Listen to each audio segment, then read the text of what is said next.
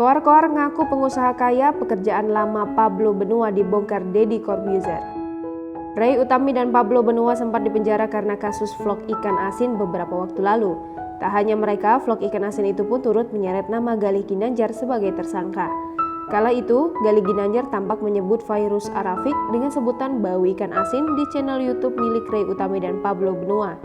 Tak terima nama baiknya tercemar, Fairuz Arafik lantas melaporkan Galih Ginandjar, Ray Utami, dan Pablo Benua ke penjara. Hakim Pengadilan Negeri Jakarta Selatan menjatuhkan hukuman kepada Ray Utami dengan pidana penjara 1 tahun dan 4 bulan pada 13 April 2020. Karena kasus tersebut, Pablo Benua kini mendekam di balik jeruji besi. Pria bernama lengkap Pablo Putra Benua ini adalah suami dari Ray Utami. Ray Utami sendiri adalah seorang pembawa acara. Ia kerap membawakan acara olahraga, terutama sepak bola.